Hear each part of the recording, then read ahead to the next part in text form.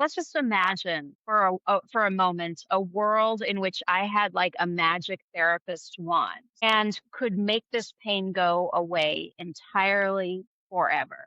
And at that point, they usually kind of begin looking like a little bit like curious, like, oh, this sounds like it might not be such a bad deal. Maybe this therapist really was worth a seeing. Sure. But then I Yeah. say, but there's another part to that bargain. And in order to get rid of your pain about having lost this person or this relationship, you will lose all memory of the time you had with them, of the relationship you had with them, of the part they played in your life.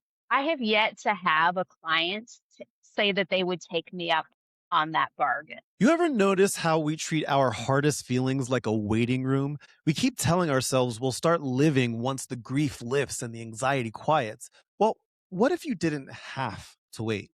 Hey, everybody, welcome to another episode of the Vibe with Kai podcast. My name is Kairos Keenan Westcott. Welcome to the show. My guest today is Dr. Elisabeth Morray, a licensed psychologist and the vice president of clinical at Alma, supporting nearly 24,000 therapists. She teaches psychological flexibility, how to feel a hard emotion without letting it ruin your life, and why your pain is often pointed at what matters the most. She also helps people find the right therapist through Alma at helloalma.com. The link for that is in the show notes. And if you're looking for something deeper for your neurodivergent journey, you can subscribe to the Vibe with Kai on Patreon on Facebook for only $5 a month. And with that subscription, you will get exclusive neurodivergent content that I don't post anywhere else, including full access to my ADHD deep dive library, which is a full video audio library of special ADHD insights and stories and education that I don't post anywhere else. You get access to that and my ADHD Insight blog, exclusive behind the scenes content, and access to Reverse the Mic, which is a special segment that I record with all of my podcast guests where they put me in the hot seat and they ask me surprise questions that dive really deep into my own personal life and journey. I love doing that segment so much, and we did one with Elizabeth in this episode. The link for that is in the show notes of this episode. With that said, my friends, sit back, relax, and enjoy my chat with Dr. Elisabeth Morray. My friends, I am sitting here with Elisabeth Morray. How are you? It's nice to see I you. am doing great. It's good to see you. Thanks for Yeah, having me. we're recording this on a Wednesday, and we were just talking right before we started recording that it doesn't feel like a Wednesday. I feel like right now we're recording this the week of Memorial Day. I feel like it should be at least Thursday. It's definitely not. It's only Wednesday, It's and I'm only on the struggle bus. Wednesday. It is only Yeah. Wednesday. You know, and I really, Memorial Day did not deliver in terms of summer when it came to That is those of us true. who live in the Northeast. I Yes, it have was to say, rainy, and yes, yeah, yeah. But here we are, yeah. and Here we are. now I'm at work and the sun is out and it's beautiful outside. Yes, And it isn't is a that always beautiful the way day. it goes? Yes. That's how it always works out. So, but you know what? The sun is out and I'm happy about Yeah, that. And I'm happy to be yeah, talking with you today. Thank you for yeah. taking time out of your day. So you help run, it's pronounced Alma, right? Alma. Yep. Alma, yeah. So which is a platform that's supporting over 24,000 behavioral health clinicians, which gives you this massive perspective on the mental health field that I feel not a lot of people get. And you're in a very unique position here. So my first question to you is this: how has seeing so many different therapeutic approaches, how has that shaped your own definition of what therapy should look like? I think what it has done is make me absolutely convinced of what I've known all along since the day I started graduate school, and that is that the Mm, relationship is really all that matters. mm, I went to school for a lot of years. I learned some skills. I have some techniques in my back pocket. And I think that those are all helpful. And I yeah, appreciate having the opportunity to share them with the people I work with. But at the end of the day, what people look for in a therapist is having a space that is really unlike any other that they have in sure. their life. And it requires having a therapist who you trust and a relationship that allows you to show up fully Mm, and be incredibly vulnerable, be incredibly honest at times to experience conflict, mhm, but ultimately to really have a relationship that allows you to practice being yourself in a way that's hard to do anywhere else. And so for Yeah. me, what I learn over and over again is that the relationship is what matters. Yeah. Do you find that a lot of clinicians find themselves getting stuck when trying to help their patients? Is that a common thing? Well, clinicians get stuck for exactly the same reasons that Sure. clients get stuck. And that's why I work a lot with this concept called psychological flexibility, which Mhm. is really focused on, how do we have the ability to, even when we experience discomfort or psychological pain or emotional struggle, fill in the blank. How do we continue to be able to move in the direction of what we care about? How do we Right. continue to kind of maintain our alignment with what we believe in and who and how we want to be in the world. And so therapists are really not unlike anybody else. And what the research shows, which is really interesting, is that the most effective therapists are the ones who can model this way of being psychologically flexible in their Mm. relationships with their clients. So part of what I do is more like direct teaching and helping Mhm. people kind of develop skills. But a lot of what I do is modeling through Yeah. my relationship with my clients what it means to show up in a world that is often filled with pain. Yeah, yeah. You often talk about therapy as being equal parts art and science, which Yeah. I love that. I love that. Why do you think the messy artistic side of Yeah. therapy is just as vital as the clinical evidence-based side of it? We are talking about working with humans and with kind of coming in contact with some of the parts of being human that are the hardest and the Yeah. most painful. I think to approach that as though, the scientific method could do justice to the Mhm. reality of what it means to be a human moving through the world. I don't think that way. Like, I like to have a way of thinking about why people get stuck, how they get stuck, and then how I can help them get unstuck.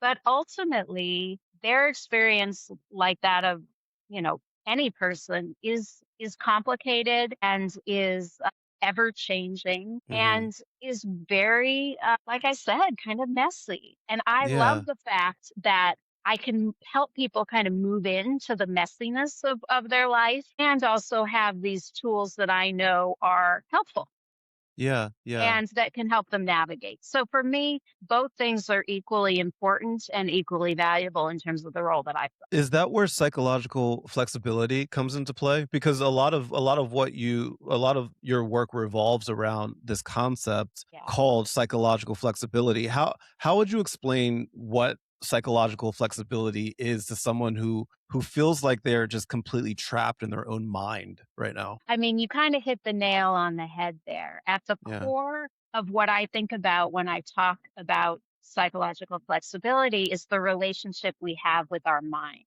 Mm, And it's kind of a funny thing because most of us don't walk around thinking about being in a relationship with our mind. We mm, think about ourselves as being our mind, right? I am living in experiencing and engaging with the world through my mind. right. And that means that my mind has a tremendous amount of power and control over my behavior. Now, there are times when that is great, right? When it comes to like problem solving in the physical world, like, what do I do if it's too hot in my office? Well, my mind can tell me a set of things that I can do to help me become more comfortable. What happens is we tend to apply that same kind of logic to our emotional problems or what we experience as emotional problems. So if I'm feeling anxious right now, right? And my mind says, okay, well, I know what to do. Let's get rid of the anxiety. Okay. So now maybe I'm telling myself, well, stop feeling anxious. Mm, How well does that work? We all know it doesn't work at all. It actually, in fact, makes the anxiety even bigger. mhm, Or my mind might tell me, well, maybe if you just didn't do this podcast, then you wouldn't feel anxious. You could avoid the anxiety. right. Okay, that actually might work in terms of avoiding my anxiety. but then I miss out on the opportunity to be here talking to you. So, at the core of psychological flexibility is developing a relationship with our mind in which our mind becomes less of a dictator. Mm. And we begin to make active choices, knowing that, our mind is very useful in certain situations, but when it comes to solving our emotional problems, it often does a really terrible job. Yeah. You explain it in such a like an easy way, like it should go without saying type of way, but I feel like we often just limit our brains, like why is that? Like, because the way that you explain it, it makes total sense Yeah. how it should be approached, but we don't do it. Yeah. We don't do it. We don't. Why do we respond that way? Many thousands of years ago, what allowed us to survive uniquely as a species was our ability to use our minds to help us avoid pain. And so the problem is not that that didn't work, because it actually worked very well, but we kind of generalized and assumed that if it worked when it came to making sure we didn't get eaten by a lion, Mhm. that we could just do the same thing if we are feeling overwhelmed with social anxiety, and we could avoid that pain. And the reality is primarily because of the ways in which we use language, right? We can have, you know, our minds can come up with really any manner of terrible, horrible, awful things. And we all do this, right? How often do you lie in bed at 4 o'clock in the morning and like have thoughts of like, well, what if this happens, or what if that Right. happens, or Sure. think about what happened yesterday, and your mind can make that very real, and your body responds. So I don't know if you've had the experience of, like you're driving along, everything's totally fine, and all of a sudden you have a memory, or you remember that you have to go and have a medical procedure done, and you can feel the stress rise in your body, right? Your Sure. stomach clenches, your Mhm. chest might get tight, you might get hot, you might, have all those kind of symptoms of anxiety. Nothing changed except what Mhm. was in your mind.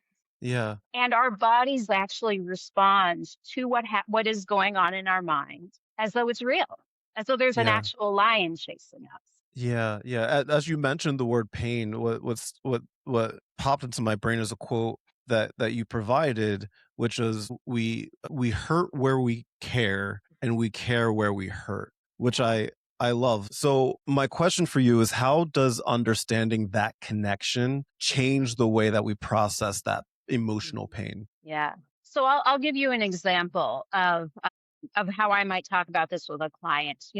Let's say they come into my office and they're seeking therapy because they're experiencing grief. They just lost someone, or lost a relationship, something like that. And when the moment is right, I'll ask them a question like, let's just imagine for a moment a world in which I had like a magic therapist wand and could make this pain go away entirely forever. And at that point, they usually kind of begin looking like a little bit like curious, like, oh, this sounds like it might not be such a bad deal. Maybe this therapist really was worth the seeing. Sure. But then I Yeah. say, but there's another part to that bargain. And in order to get rid of your pain about having lost this person or this relationship, you will lose all memory of the time you had with them, of the relationship you had with them, of the part they played in your life. I have yet to have a client say that they would take me up on that bargain. Mm. Why is that? Well, the reason they feel this incredibly powerful pain is because on the other side of it is probably someone or something that has been one of the most important parts of their life. And if it wasn't important, if they didn't care deeply, if they hadn't invested a part of themselves into that relationship, they wouldn't be struggling with grief. They wouldn't need to talk to a therapist about how incredibly painful it is to lose someone that you love in that way, Right. or to lose a connection that has that much meaning for you. And so when people begin to realize that the pain that we experience is both incredibly hard to carry and also the thing that connects us to what is most important in our lives, what is most meaningful, and what ultimately we care most deeply about, what that does is it begins to change the way they relate to that painful emotion, because it's not just something painful that they must bear. It is something that's painful that they will bear, and a connection to or a reminder of what is most important in their life. And there's a Yeah. podcast I listened to recently, which was really amazing, between Anderson Cooper and the singer Sarah Bareilles.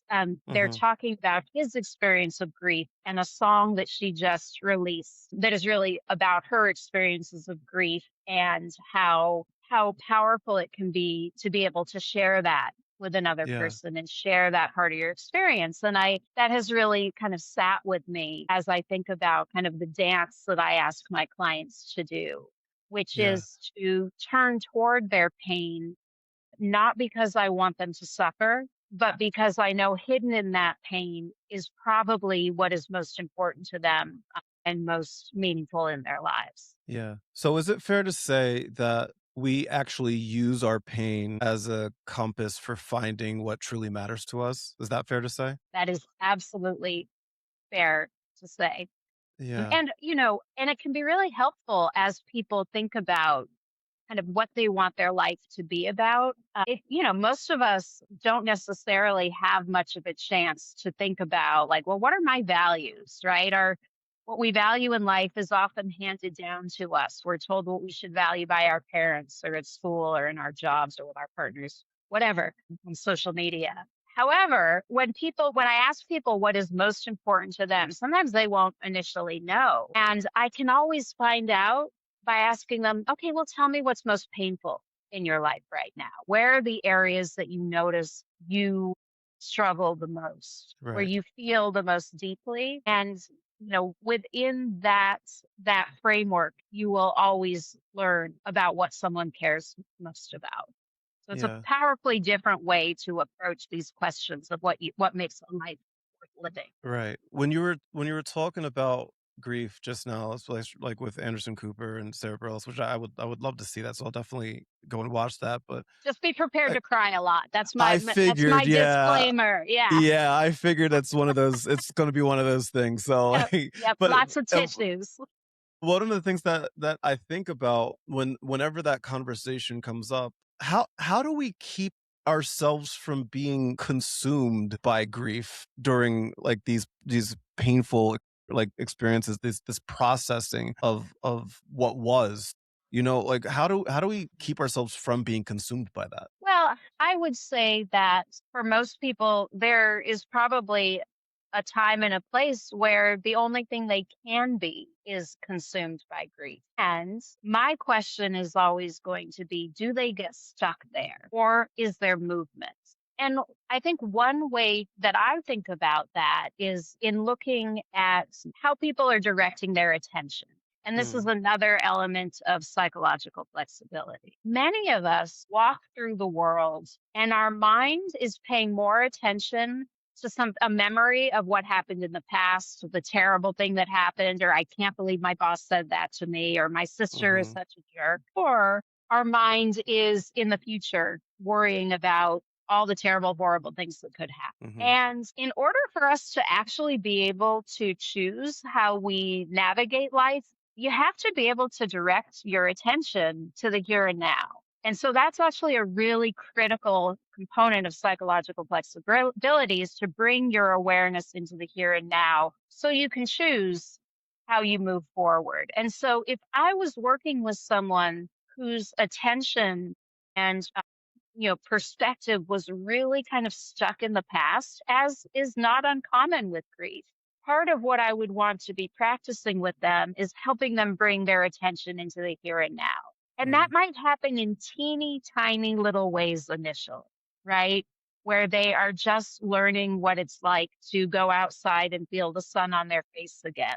And for 5 seconds, be present in that moment. And yeah, then it might look like being able to choose to engage in activities. So, calling a friend, or writing a letter, or going to a concert that allow them to engage in the here and now in ways that they care about. And so, when it comes to grief, I think when there is movement, I know that people are growing. Yeah. through and often with their grief. And when people get stuck, it's an opportunity for someone like me who knows how to help people get unstuck to give them opportunities to kind of relearn how to be in the world with this grief along for the ride. And I think Yeah. that's one of the things that sometimes people will wait for the grief to go away or the sadness or the depression or the anxiety or the anger, fill in the blank. And they'll say, when I don't feel this anymore, then I will do these things that I want.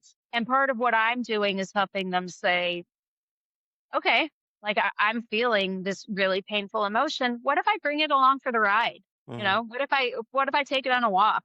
What if I, go ahead and call somebody, even though like part of me really doesn't want to because there's this heaviness with me. And kind of giving people the opportunity to practice responding in a way that might their minds might have gotten good at convincing them is not actually a good idea, right? Like wait until the grief goes away and then you can live your life.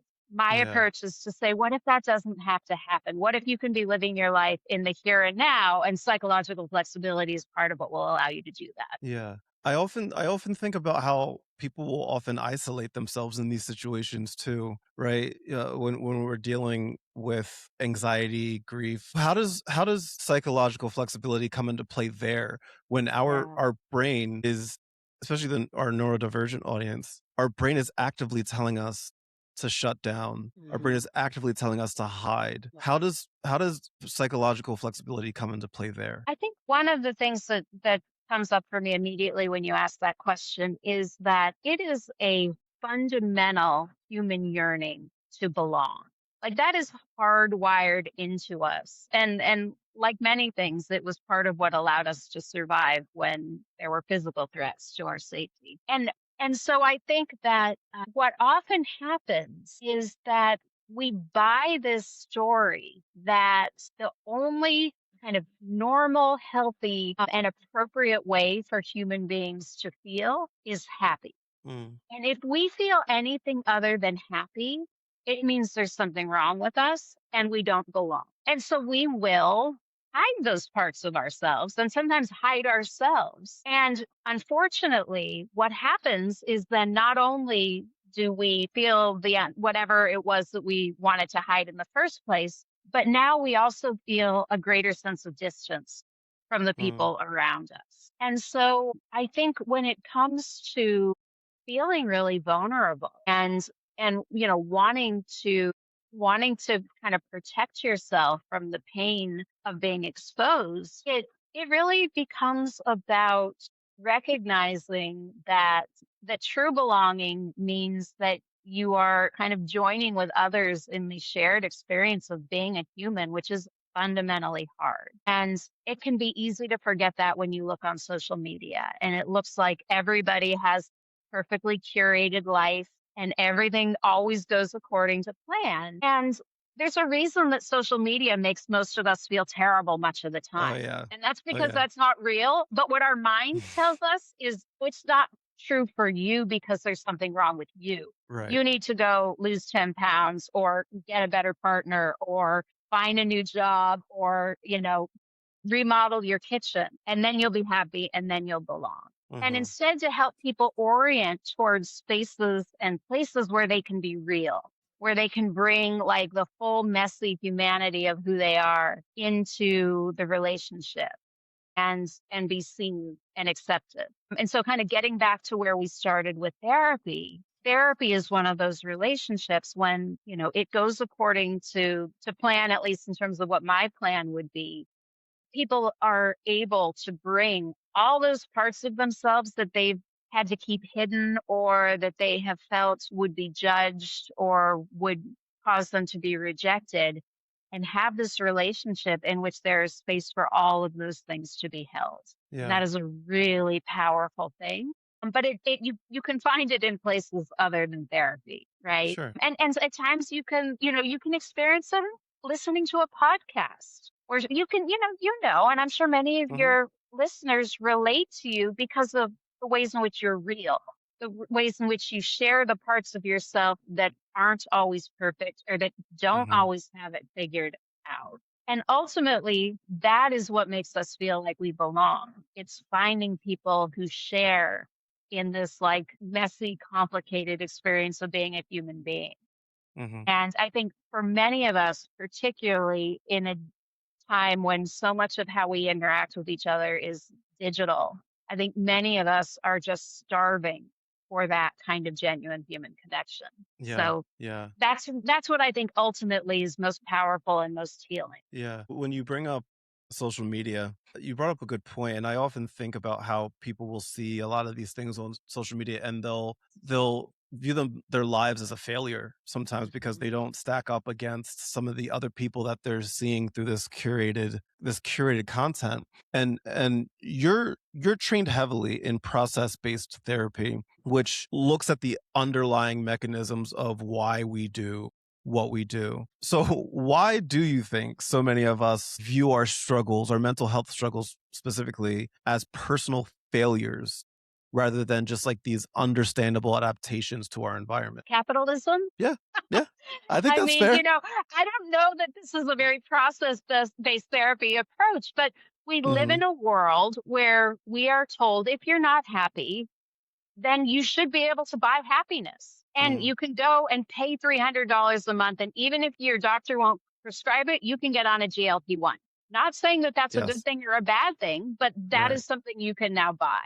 Or if you are unhappy with your partner, you can get rid of them and go on to an app and find 500 other people Hmm. who you can keep around until you get annoyed with them and then move on to the next one. But right, we live in a very consumer driven culture. And Hmm. I think that leads us into just a constant perpetual craving cycle where we are Mm. always looking for the next thing that will do the trick in making us happy rather than realizing that like being a human being is about a whole lot more than just being happy. Yeah.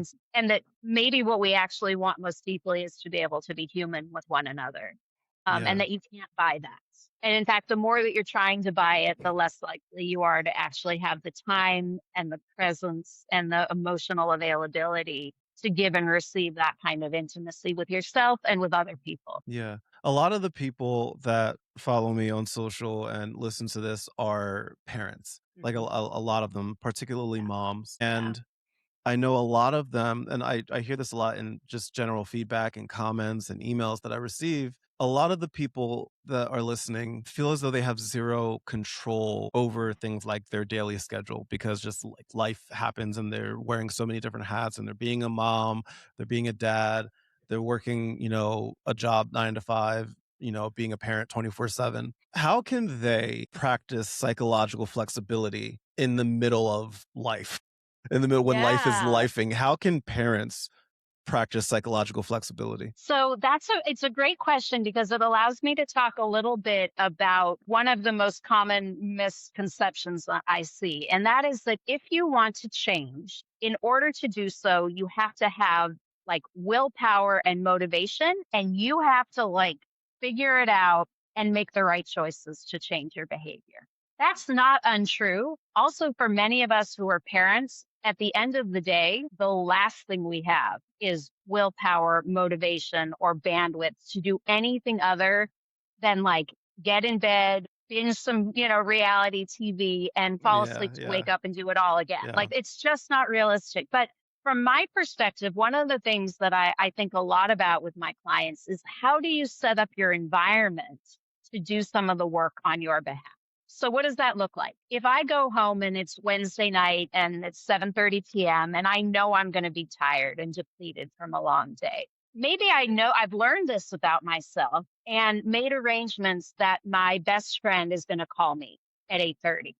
I don't have to use any willpower. I don't have to like kind of figure it out how to pull it together. I've set up my environment so that it can meet my needs without Mhm. me having to kind of muscle my way into it. Another way of that it's such a little thing, but if I want to drink water regularly, which I hear is good for all of us to do, Yes. it's one thing for me to hope that I will have the wherewithal to stand up and walk to the kitchen and turn on the water, right? I mean, it sounds simple, but I think we all know Mhm. that like often you don't even feel like you have time for a glass of water.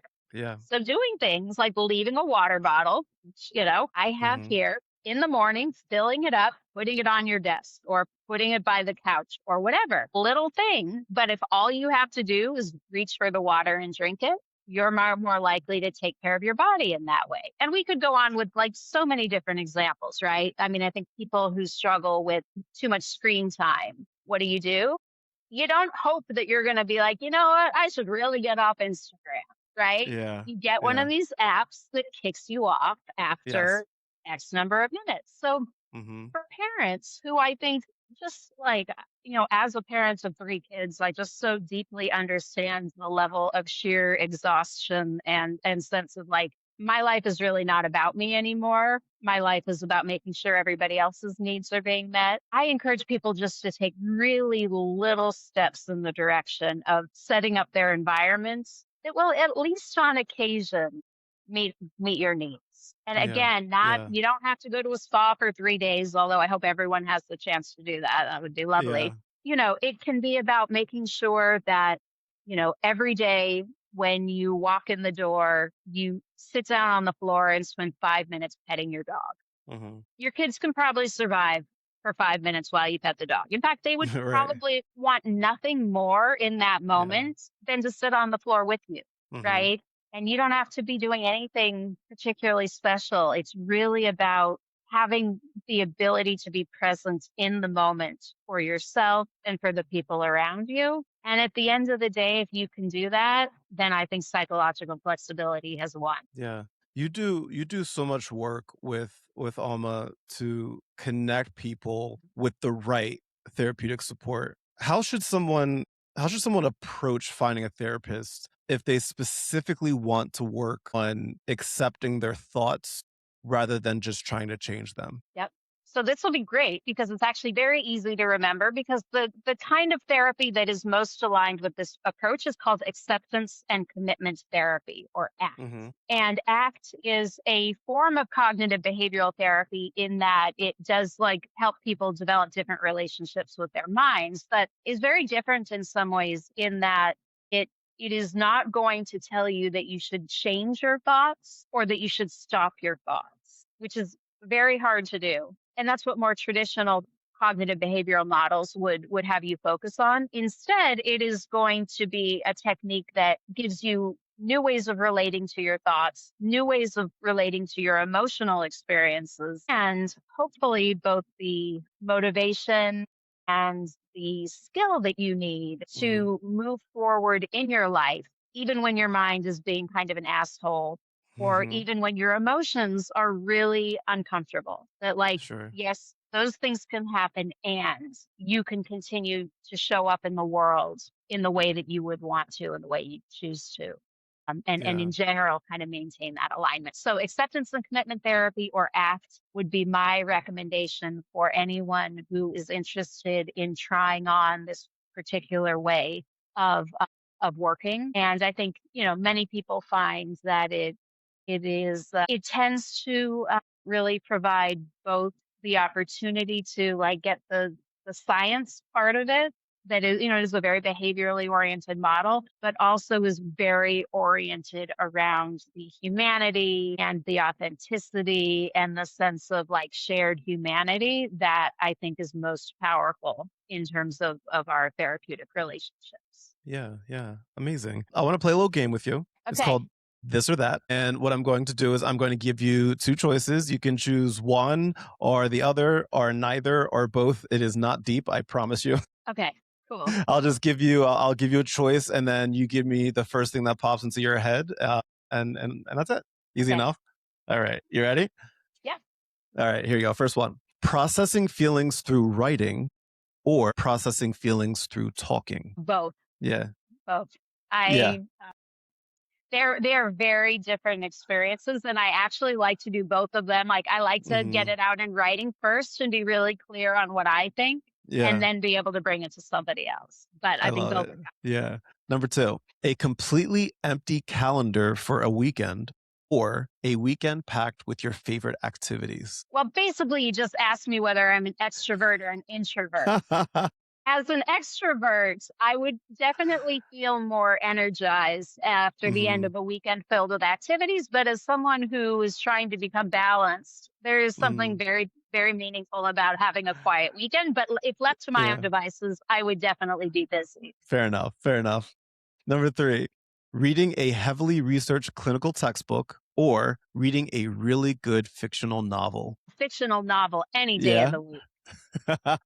Tell me more. Tell me more. I mean, I was in graduate school for 10 years. Like, I have read enough clinical research to last me 12 lifetimes. Give me That's an fair. opportunity to, like, get in touch with my imagination and to Yes. experience something that I can't imagine. I will take that any day of the week. I love that.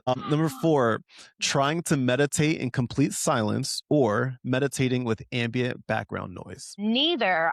I like to do Ooh. mantra meditation. So, Ooh. where you are actually repeating a mantra, which helps me keep my mind focused and kind of gives me a very like focused activity to engage in while I'm meditating. So, I have found that transformative because silent meditation is very, very hard for me to do. Same. And ambient noise, like I tune it out. So it just becomes silence, right? Like it, unless I can like focus my attention, it's not going to be very helpful. But having something Yeah. to focus my attention on makes all the difference. So it's finding a mantra and then like repeating it to yourself, like out loud, Out audibly. loud. Yep. Hmm. Yep. And there, I I like mean, if you this. are on any of the apps that have Hmm. meditations or look online or YouTube and you look up mantra meditation, you'll find Hmm. thousands of them. And you can just find Yeah. one that resonates with you or you can make up your own. If you have a I mantra love that you that. want to use. Yeah. Yeah. I love Yeah. that. Okay. Yeah. And number five, having the perfect morning routine or having the perfect evening routine. I'm gonna go morning Yeah. because I I feel like there's so much more available to me in the morning. By the time, Hmm. the kids are in bed and the dishes are washed and, everything like I don't want a routine. I just want to like Yeah. check out. Just But chill. being able to Yeah. have that time in the morning to do the things that I enjoy, to kind of like orient toward like my day, like that is a gift.